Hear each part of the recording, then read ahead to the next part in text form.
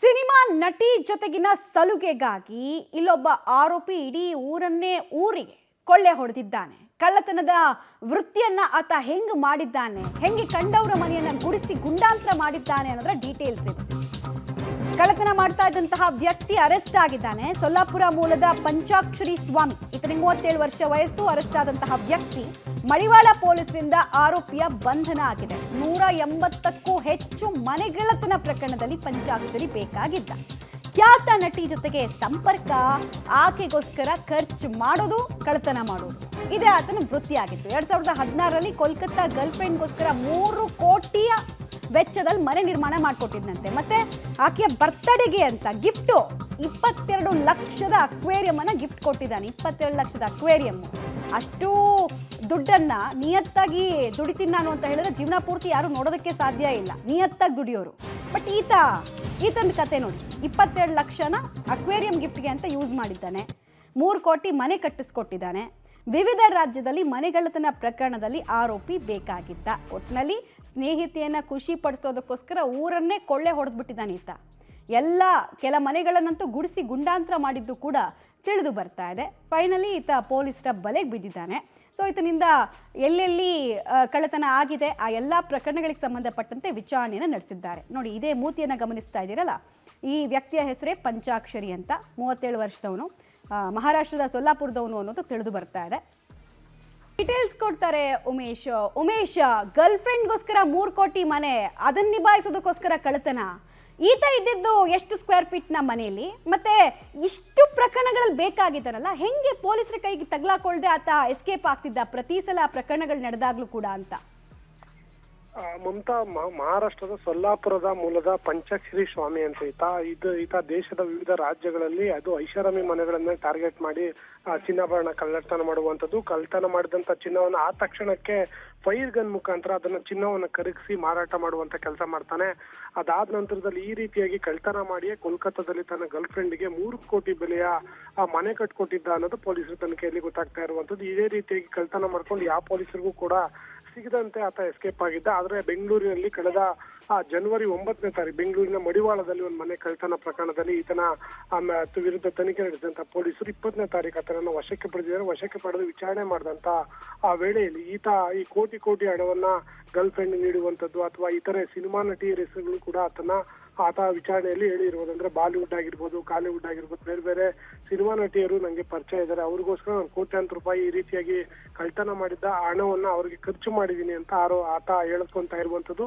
ಮತ್ತೆ ಆತ ಆ 3 ಕೋಟಿ ಮನೆಯನ್ನು ಕೊಟ್ಟಿದ್ದ, ಅದಕ್ಕೆ ಆ ಗರ್ಲ್ ಫ್ರೆಂಡ್ಗೆ ಅಕ್ವೇರಿಯಂ 22 ಲಕ್ಷ ರೂಪಾಯಿಂದ ಅಕ್ವೇರಿಯಂ ಕೊಡಿಸಿದ್ದ. ಈ ರೀತಿಯಾಗಿ ತುಂಬಾ ಐಷಾರಾಮಿಯಾಗಿ ಆತ ಲೈಫ್ ಸ್ಟೈಲ್ ನಡೆಸ್ತಿದ್ದ ಅನ್ನೋದು ಪೊಲೀಸರ ತನಿಖೆಯಲ್ಲಿ ಗೊತ್ತಾಗಿರುವಂತದ್ದು. ಹಲವು ರಾಜ್ಯಗಳಿಗೆ ಬೇಕಾದಂತ ವ್ಯಕ್ತಿ ಏನಿದೆ ಈತ ಬೆಂಗಳೂರು ಪೊಲೀಸರ ಕೈಗೆ ಈಗ ಸಿಕ್ಬಿದ್ದಿರುವಂತದ್ದು. ಸದ್ಯಕ್ಕೆ ಪೊಲೀಸರು ಕೂಡ ಆ ನಿಟ್ಟಿನಲ್ಲಿ ತನಿಖೆ ಮುಂದುವರಿಸಿದ್ದಾರೆ. ಸದ್ಯಕ್ಕೆ 180ಕ್ಕೂ ಹೆಚ್ಚು ಮನೆಗಳ್ಳತನ ಪ್ರಕರಣಗಳಲ್ಲಿ ಈತ ಬೇಕಾಗಿದ್ದ ಅನ್ನೋದು ತನಿಖೆಯಲ್ಲಿ ಗೊತ್ತಾಗಿದೆ. ಮಮತಾ, ಉಮೇಶ್, ಕಂಡೋರ್ಗೆ 3 ಕೋಟಿ ಮನೆಯನ್ನ ಗಿಫ್ಟ್ ಮಾಡಿದಂತಹ ವ್ಯಕ್ತಿ ವಾಸ ಇದ್ದಿದ್ದು 400 ಸ್ಕ್ವೇರ್ ಫೀಟ್ ಮನೇಲಂತೆ, ಹೌದಾ?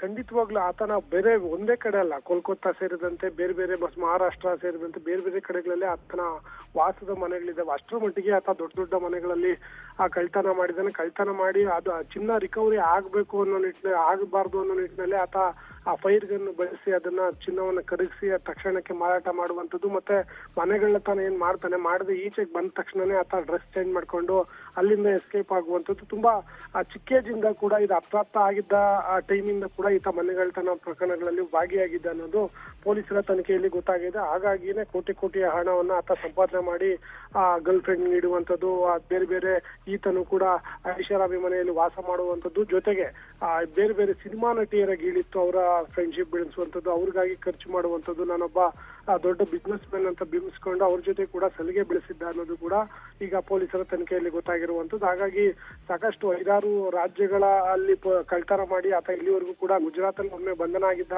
ಅನ್ನೋದು ಬಿಟ್ಟು ಇಲ್ಲಿವರೆಗೂ ಕೂಡ ಆತ ಎಲ್ಲಿದ್ದಾನೆ ಅನ್ನೋದ್ರ ಬಗ್ಗೆ ಮಾಹಿತಿ ಇರಲಿಲ್ಲ. ಮೊದಲ ಬಾರಿಗೆ ಬೆಂಗಳೂರು ಮಡಿವಾಳದಲ್ಲಿ ಒಂದು ಪ್ರಕರಣದಲ್ಲಿ ಕಳ್ಳತನ ಮಾಡಿ ಅದೇ ಪ್ರಕರಣದಲ್ಲಿ ಈಗ ಬಂಧನ ಆಗಿರುವಂಥದ್ದು ಅಂತ. ಈ ಪಂಚಾಕ್ಷರಿ ಸ್ವಾಮಿ ಒಬ್ಬನೇ ಈ ಕೃತ್ಯದಲ್ಲೆಲ್ಲ ಹ್ಯಾಂಡಲ್ ಮಾಡ್ತಾ ಇದ್ನ ಅಥವಾ ಈತನ ಸಹಚರರು ಕೂಡ ಈತನಿಗೆ ಸಾಥ್ ಕೊಡ್ತಾ ಇದ್ರಾ ಉಮೇಶ್? ಮಮತಾ ಸದ್ಯಕ್ಕಿರೋ ಮಾಹಿತಿ ಪ್ರಕಾರ ಆತ ಬಹುತೇಕ ಎಲ್ಲಾ ಪ್ರಕರಣಗಳಲ್ಲೂ ಕೂಡ ಏಕಾಂಗಿಯಾಗಿ ಕಳ್ತನ ಪ್ರಕರಣಗಳಲ್ಲಿ ಭಾಗಿಯಾಗ್ತಾ ಇದ್ದ. ಅನಿವಾರ್ಯತೆ ಇದ್ದಂತ ವೇಳೆಯಲ್ಲಿ ಮಾತ್ರ ಆತ ಇತರೆ ಆರೋಪಿಗಳು ಸಹಾಯ ಪಡ್ಕೋತಾ ಇದ್ದಿದ್ದು. ಮತ್ತೆ ಅವರು ಸಂಪರ್ಕ ಕೂಡ ಸಿಗ್ತಾ ಇರ್ಲಿಲ್ಲ. ಯಾವಾಗ ಕಳ್ತನ ಪ್ರಕರಣ ಭಾಗಿಯಾಗಬೇಕು ಆ ಸಂದರ್ಭದಲ್ಲಿ ಮಾತ್ರ ಆರೋಪಿಯನ್ನು ಬಳಸ್ಕೊಳ್ಳುವಂಥದ್ದು. ಕಳ್ತನ ಮಾಡಿದ ನಂತರದಲ್ಲಿ ಅವರ ಸಂಪರ್ಕ ಕೂಡ ಈತ ಸಿಗ್ತಾ ಇರ್ಲಿಲ್ಲ. ಜೊತೆಗೆ ದೊಡ್ಡ ದೊಡ್ಡ ಮನೆಗಳು ಇದೇನು ದೊಡ್ಡ ದೊಡ್ಡ ಐಷಾರಾಮಿ ಮನೆಗಳೇನು ಸಿಗ್ತವೆ ಅಂತ ಮನೆಗಳು ಸಿಕ್ಕಂತ ವೇಳೆಯಲ್ಲಿ ಓರ್ವನೇ ಹೋಗಿ ಕಳ್ತನ ಮಾಡ್ಕೊಂಡು ಅಲ್ಲಿಂದ ಎಸ್ಕೇಪ್ ಆಗುವಂಥದ್ದು. ಬಹುತೇಕ ಪ್ರಕರಣಗಳಲ್ಲಿ ಈತ ಒಬ್ಬನೇ ಈ ಕಳ್ತನ ಪ್ರಕರಣಗಳಲ್ಲಿ ಭಾಗಿಯಾಗಿರುವಂಥದ್ದು ಕೂಡ ಪೊಲೀಸರ ತನಿಖೆಯಲ್ಲಿ ಗೊತ್ತಾಗಿರುವಂಥದ್ದು. ಅಷ್ಟು ಹಣವನ್ನು ಕೂಡ ಆತ ಐಷಾರಾಮಿ ಲೈಫ್ ಸ್ಟೈಲ್ಗೆ ಖರ್ಚು ಮಾಡಿದ್ದಾನೆ.